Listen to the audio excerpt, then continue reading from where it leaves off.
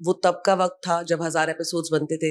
ये अब का वक्त है जब आज 100 एपिसोड की खुशी भी 1000 एपिसोड की तरह मनाई जाती है। वक्त बदल गया है बिकॉज ऑडियंस स्मार्ट हो गई है, चैनल्स बहुत खुल गए हैं, प्लेटफॉर्म्स बहुत सारे आ गए हैं, क्रिएटिविटी पीछे रह गई है, नंबर गेम बन गई है। एज एन एक्टर बहुत फुलफिलिंग लगता है आपको कि आप ये भी कर सकते हो। अबे आप पॉजिटिव रोल करते हैं ना तो फिर आप रोते ही रहते हो। रियलिटी शो ना मुझे लगता है कि ऐसा प्लेटफॉर्म है जहां आपको अपना रियल सेल्फ बताने का मौका मिलता है। और कुछ भी बनाते लोग, कुछ भी चलता है, इसलिए लगता है ये जो क्रिंज कंटेंट है इसको बंद करो यार, अप योर गेम। ये विचार बदलो ओटीटी वालों। टेलीविजन वाले आते हैं और किल करके जाते हैं हर जगह। They are proud to say that they are from TV. में आप नेगेटिव रोल प्ले कर रहे हैं, तो फिर रियल लाइफ में आप थोड़ी डोमिनेटिंग है। देखो मैं dominating, you can say that I know how to take charge of a situation, और my reflexes are very prompt and I am very accurate in my judgement. तो हो सकता है कि मैं डोमिनेटिंग कम अक्रॉस हूँ बिकॉज मुझे पता होता है उस वक्त उस समय क्या करना है। So if that is domination, so B it. Negative characters की बात की जाए तो मतलब कि कई एक्ट्रेसेस को जो है पसंद आता है नेगेटिव रोल प्ले करना। कुछ भी कोई किसी एक्टर से मिलना उन्हें नेगेटिव रोल एक तरह से चैलेंज होता है। Of course, there is too much to play around. There is too many shades जो एक नेगेटिव कैरेक्टर, एक ग्रे कैरेक्टर लेकर आ सकता है स्क्रीन पर. He and she is not limited to just one thing. They can do so many things at one time. So it is challenging. It is exciting. As an actor बहुत fulfilling लगता है आपको कि आप ये भी कर सकते हो. अबे आप पॉजिटिव रोल करते हैं ना तो फिर आप रोते ही रहते हो बस. और आप असल में रो रो के इतना थक जाते हो कि इवेंचुअली आप ग्लिस का सहारा लेते हो. तो बहुत सिर्फ रो ही सकते हो आप उसमें. तो मुझे लगता है कि टेलीविजन में या कहीं पे भी negative shade is an amazing challenge that you should take up. बहुत एक्टर्स हैं जिनको नहीं करना होता नेगेटिव. दे लाइक नहीं मुझे नहीं करना, लोग ऐसा सोचेंगे. इट्स नॉट अबाउट व्हाट लोग सोचेंगे, it is about the variety that you can give as an actor in a negative character. Ma'am एक बार चीज जानना चाहेंगे आपसे कि मतलब आजकल शो जो बन रहे हैं तो मतलब कि इतने ज्यादा चल नहीं रहे हैं, काफी जो है लिमिटेड टाइम पीरियड. मतलब पहले शो जो है 1000 एपिसोड 2000 एपिसोड करते थे, अब जो है उतना नहीं करना. क्या नहीं करना? Yeah, those were the days जब एकता मैम स्टार्स बनाती थी और शोज 500, 1000, 1500, 2000 ऐसे जाते थे. लेकिन अब वक्त बदल गया है बिकॉज ऑडियंस स्मार्ट हो गई है, चैनल्स बहुत खुल गए हैं, प्लेटफॉर्म्स बहुत सारे आ गए हैं. तो it's all about numbers now, it's all about making money now, it's all about कि जो चीज़ बेनिफिट कर रही है उसको करो, अगर बेनिफिट नहीं करी तो निकालो. क्रिएटिविटी पीछे रह गई है, नंबर गेम बन गई है. But everybody has their own way of running their show and their business, so it's all about business now I feel. इसलिए शायद creatively लोगों को मौका भी नहीं दिया जा रहा. Like I remember I done Krishna Mohini, within 3 months the show got off air. अभी तक उसका करेक्ट प्लॉट भी नहीं खुला था पूरी तरीके से और चैनल ने बोल दिया बंद करो. So but then you can't do anything about it. It is what it is. वक्त बदलता है. वो तब का वक्त था जब 1000 एपिसोड्स बनते थे. ये अब का वक्त है जब आज 100 एपिसोड की खुशी भी 1000 एपिसोड की तरह मनाई जाती है. वो भी एक माइलस्टोन माना जाता है. मैम आपने विक्रांत मासी और दर्शन कुमार के साथ भी काम किया है. या तो किसके साथ केमिस्ट्री ज्यादा स्ट्रांग थी? और बहुत नहीं, दोनों के साथ कमाल केमिस्ट्री थी. लाइक विक्रांत was my देवर in the show and Darshan was my husband in the show. तो हमारे बहुत अमेजिंग सीन्स होते थे. हम ऑफ स्क्रीन ऑन स्क्रीन हम लोगों ने बहुत मजे किए हैं और अच्छा काम किया है. अच्छा लगता है ना कि आपको अच्छे एक्टर्स के साथ जब आप काम करते हो तो आपका गिव एंड टेक बहुत रियल होता है, एफर्टलेस होता है. आपको लगता ही नहीं कि मेहनत हो रही है. ऐसे लग रहा है आपने जब स्क्रिप्ट पढ़ी आप बात कर रहे हो आपस में और उस कैरेक्टर को जी रहे हो to the full extent. So I'm blessed that I've got an opportunity to work with Vikrant and Darshan. In fact, I remember after Baba ऐसा और ढूंढो, विक्रांत ने और दर्शन दोनों ने मुझे कहा था कि यार छोड़ यार, नहीं करते टीवी यार, आगे बढ़ते हैं, चल फिल्म्स करेंगे, साथ में जाएंगे, साथ में काम ढूंढेंगे. तो मैंने कहा नहीं यार, तुम लोग जाओ, तुम लोग करो, मुझे टीवी करना है because I recently got married and then I wanted to have kids also. So television is like something जिसमें पैसे continuously आते रहते हैं because you are continuously working. At least I am. So मेरे अंदर वो नहीं था, होल्डिंग कैपेसिटी नहीं थी कि मैं उनके साथ उस ट्रेन में बैठ सकती. लेकिन आज लगता है अगर बैठ गई होती ना तो विक्रांत और दर्शन के आसपास होती, कहीं कुछ अच्छा कर रही होती शायद. आजकल टीवी और ओटीटी के बीच में काफी कंपैरिजन होते हैं. तो क्या आपको लगता है टीवी एक्टर्स को ओटीटी में कम अपॉर्चुनिटीज मिलती है या फिर इमेज की वजह से? मतलब देखो टीवी एक्टर्स को ना ओटीटी में शायद अपॉर्चुनिटीज कम इसलिए मिलती है बिकॉज ओटीटी को शायद न्यू फेसेस चाहिए होते हैं, फ्रेश फेसेस चाहिए होते हैं. वो ये नहीं समझते कि अगर एक एक्टर 15 दिन घर बैठा तो वो फ्रेश ही है. सो आई थिंक उनका क्राइटेरिया ये होता है that the actor is very over exposed कि टीवी में आप रोज देख रहे हो उनको, सो ओटीटी में अलग फ्लेवर कैसे आएगा. सो ये एक चैलेंज है. इट्स सैड कि आप टैलेंट को छोड़ के वो कितना दिख रहा है और कितना एक्सपोज्ड है उस पे जा रहे हो. So then you are also losing on a good actor ना. सो अपने विचार बदलो ओटीटी वालों. टेलीविजन वाले आते हैं और किल करके जाते हैं हर जगह. लाइक बड़े बड़े एक्टर्स वो लाइंस वो डायलॉग्स नहीं बोल पाते. जो टीवी एक्टर्स, जो मंजे हुए एक्टर्स, कलाकार जो है, वो कहाँ कहाँ अपना नाम कमा रहे हैं. They are doing so well and they are proud to say that they are from TV. Ma'am TV shows की बात की जाए तो हम देखते हैं कि मतलब जो पाकिस्तानी शोज रहते हैं वो जो है काफी ऑडियंस पसंद करते हैं. पाकिस्तानी शो के नाम मत लो अभी आप. बहुत इंडियन शो जो है मेलोड्रामेटिक होते हैं, प्लस इंडियन शो जो रहते हैं वो एक टाइम के बाद कंफ्यूजिंग होने लगते हैं लोगों को. जैसे प्लॉट तो चेंज हो जाता है, कभी कोई पुनर्जन्म हो जाता है, तो कभी जो है फ्यूचर की बातें करने लगते हैं, फ्यूचरिस्टिक हो जाता है. तो क्या कहेंगे उसके बारे में? आपको लगता है कहीं ना कहीं इंडियन शो को थोड़ा मेलोड्रामेटिक से कम रियल स्टोरी बताना चाहिए? और देखो आपका सवाल बहुत अच्छा था. It was very very good question. But ये आपको पाकिस्तान से कंपेयर नहीं करना चाहिए था बिकॉज उनका अपना है, हमारा अपना है. There is no comparison. और अभी जो सिचुएशन चल रही है उसमें तो कान लाल हो जाते हैं मेरे तो मत. So my point is yes we should up our game. We should change our way of working, our style of working. But then हमारी ऑडियंस भी तो उसको एक्सेप्ट नहीं करे. जैसे मैं आपको बताऊं, मैंने लेडी स्पेशल जैसा एक शो किया था. It was exactly as real as you are expecting it to B.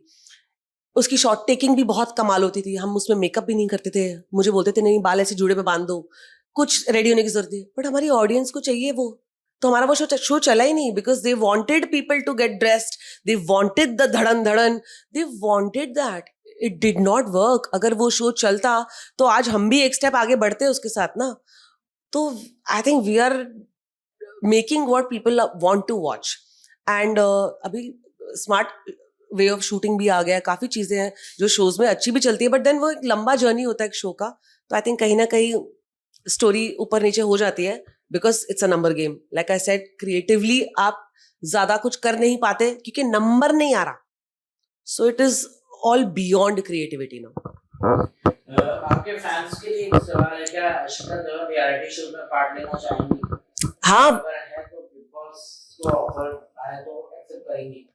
देखो रियलिटी शो ना मुझे लगता है कि ऐसा प्लेटफॉर्म है जहां आपको अपना रियल सेल्फ बताने का मौका मिलता है. और अनफॉर्चुनेटली रियलिटी शोज बहुत कम है जो मेरे जॉनर के. जैसे मैंने जरा नच के दिखा किया था एक रियलिटी शो, मैं वो जीती भी थी. सो मुझे बहुत मजा आया था वो करके. Of course Bigg Boss is one of the biggest platforms. तो अगर बुलाएंगे तो I would like to think about it and consider it. Khatron ke खिलाड़ी में कर नहीं सकती क्योंकि मुझे हर चीज से डर लगता है. तो उसको तो मैं कभी कर ही नहीं पाऊंगी ना. मतलब वहां जाके I don't want to be like a laughing stock की मैं कुछ कर ही नहीं पा रही हूँ. मुझे हर चीज से डर लगता है. हाइट से डर लगता है, पानी से डर लगता है, कीड़ों से डर लगता है. तो मेरे लिए बहुत कम अपॉर्चुनिटीज है. बट हुएंगे तो I would love to do it. Social media ने आजकल लोगों को ज्यादा इनसिक्योर बना दिया या कनेक्टेड बना दिया? आपका क्या मानना है? मुझे लगता है कनेक्टेड बना दिया है और बहुत चैलेंजिंग बना दिया है कि आपको you have to up your game on your social media. You have to you can't just post anything कि कुछ भी उठा के डाल दिया. फिर आपको criticism के लिए you have to be ready for it. I think it is an amazing platform जहाँ पे आप टीवी पे अगर नहीं दिख रहे हो लेकिन लोगों के घर में फिर भी दिख रहे हो. So it is your domain. You will present yourself on your social media. So do that wisely. I think it's a very very strong way to stay connected. आजकल आप क्रिकेट के फैन हैं तो क्या आईपीएल ज्यादा glamorous हो गया है या असली क्रिकेट बाकी है? आई थिंक असली क्रिकेट बाकी मुझे लगता है ना IPL is just entertainment. I don't know, it may not be fixed और whatever but it just looks scripted sometimes. कि कैसे हर चीज को लास्ट बॉल तक कितना चैलेंजिंग बना देते हैं, कैसे होता है. मैं खुद भी पूछती हूँ ये सवाल कि how do they do this. So it is just fun. 20 episode आप मस्ती कर रहे हो. Like if you want you can just go into a restaurant, have a few drinks, have your starters, chill, मजे करो दोस्तों के साथ. IPL is more about that. And not real cricket. Like मैंने सुना है ऐसे, जैसे मेरे पापा बोलते हैं कि test cricket is the actual form of cricket, that is real cricket. इतनी पेशेंस तो मेरे में नहीं है. मेरे पापा देखते हैं 5-5 दिन की भी. और my husband is also very fond of watching cricket. So yes, IPL is just fun. एक छोटा सा रैपिड फायर खेल लेते हैं. यस. एक एक्टर जिनके साथ आप दोबारा काम नहीं करना चाहते. उसका नाम भी नहीं लेना मेरे को. इतनी इंपॉर्टेंस ही नहीं देनी उसको. आपके हिसाब से टीवी का नंबर 1 एक्ट्रेस कौन है? नंबर 1 एक्ट्रेस कोई भी नहीं है यार. नंबर बदलते रहते हैं. मैंने बोला ना, नंबर गेम है. No one is number 1 today. OTT TV या फिर सबसे ज्यादा पैसा कहाँ है? I think films and OTT both. आपका इंस्टाग्राम डीएम में सबसे वियर्ड मैसेज क्या है? कि बिकनी वाली फोटो कब डाल रही है आंटी. मैंने कहा मोया आंटी भी कह रहा है और बिकनी वाली फोटो भी मांग रहा है. अगर आपको अपने किसी को-स्टार का सीक्रेट रिवील करना हो तो क्या होगा? मैं कभी किसी का सीक्रेट रिवील नहीं करती. I am a loyalist, I am a keeper. Last time कब किसी पोस्ट को देख के आपने सोचा बस करो यार? ये आजकल वो अजीब अजीब वाले आते हैं ना, जैसे वो पार्टी आया था, मुझे नहीं समझ में आया था. मुझे लगता है यार कुछ भी बनाते हैं लोग, कुछ भी चलता है. लगता है ये जो क्रिंज कंटेंट है इसको बंद करो यार. Up your game. शादी के बाद एक्टिंग करियर मुश्किल हो गया या स्ट्रॉन्ग? नहीं, कुछ मुश्किल नहीं हुआ शादी में. Husband is very supportive. शादी के बाद तो और काम किया मैंने, बैक टू बैक काम किया. अच्छा, एक और चीज पूछी थी मैम कि मतलब आजकल जो इंडस्ट्री में इतने डिवोर्स हो रहे हैं, क्या वजह मानती है चीज? क्या आपको लगता है कहीं ना कहीं स्पेशली टीवी इंडस्ट्रीज में हमने एक दो देखा है कि मतलब बैक टू बैक डिवोर्सेस की बात आ रही है, तो आप क्या वजह मानती है कि टीवी इंडस्ट्री का इतना बिजी शेड्यूल है उसकी वजह से हो रहा है? No, I don't think it has got anything to do with TV schedules. Divorces are very unfortunate and the worst thing to happen to anybody. I feel आप उस चीज से ना कभी बाहर ही नहीं आ सकते, क्योंकि वो आपके साथ एक घोस्ट, एक शैडो की तरह रहता ही है. सबके अपने रीजंस होते हैं, अपने थ्रेशोल्ड होते हैं. For me to comment on someone else's divorce will not be right. But मुझे इतना पता है कि जब दो लोग आपस में नहीं रह पाते या नहीं रह सकते तो अपनी जिंदगी बर्बाद नहीं करनी चाहिए, बिकॉज लाइफ इज वन.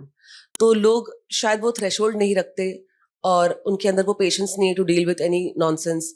सबको ना अपनी लाइफ अपने हिसाब से जीनी है, जो एक शादी में पॉसिबल नहीं है. क्योंकि एक शादी में आपको सब चीज साथ में लेके चलनी होती है, आपको, आपके पार्टनर को, बच्चों को, सास ससुर को, रिलेटिव्स को. तो लोगों के अंदर शायद वो कैपेसिटी और वो थ्रेशोल्ड नहीं है. And if their decision and they don't want to do it, then it is their choice in their life. They should have the freedom to step out of a relationship that is not productive for them, that is not working for them. आपको खुश रहने का हक है, और अगर आप एक रिश्ते में खुश नहीं हो तो देन आपका हक है उस पर डिसीजन लेने का. मैम एक और चीज जान लेंगे कि जिस तरह से सिचुएशन चल रही है इंडिया पाकिस्तान की, आपको लगता है क्या तो पीस हो सकती है और क्या मतलब? पीस तो होगी ही, ऑफ कोर्स. पीसेस होने के बाद पीस ही तो होगा. पाकिस्तान के होंगे पीसेस, फिर आएगा इंडिया में पीस. बट आपको लगता है कहीं ना कहीं दोनों कंट्री का कुछ बेहतर होंगे फ्यूचर में? See, मुझे ऐसा लगता है ना, India is a very giving and a very forgiving country. I feel आप prime minister Modi ji is a दोस्त. यू नो, जैसे वो मित्रों बोलते हैं ना, तो मुझे ऐसा लगता है कि अगर पाकिस्तान माफी मांगेगा ना तो मोदी जी शायद माफ भी कर देंगे. लेकिन इन्होंने कितनी बार मुझे लगता है कि इंडिया ने ना दोस्ती का हाथ या जो भी एक ह्यूमन ग्राउंड्स पे अपना एक स्टैंड रखा कि चलो ठीक है. वो बार बार धोखा देते हैं यार ये लोग. सो देन फिर कितना धोखा खाएगा ना एक इंसान. तो जो मोदी जी करे वो बिल्कुल सही है. I stand by my country. Once and for all खत्म करो इसको. Of course casualties of war होते हैं, इनोसेंट सिटीजन्स होते हैं, सिविलियंस होते हैं, but this needs to end now. And इतना ग्रांटेड नहीं लेना चाहिए इंडिया को कि हल्के में नहीं लो हमको बॉस, तभी घुस के मार रहे हैं. बस यही कहना चाहूंगी that thank you so much for always watching me, loving me, supporting me. मैं पूरी कोशिश करूंगी आपको एंटरटेन करने के लिए, आपकी फेस पे स्माइल लाने के लिए, आपको हैप्पी करने के लिए. तो बस आप भी मुझे प्यार करते रहिए, उससे मैं भी हैप्पी होती रहूंगी. Thank you.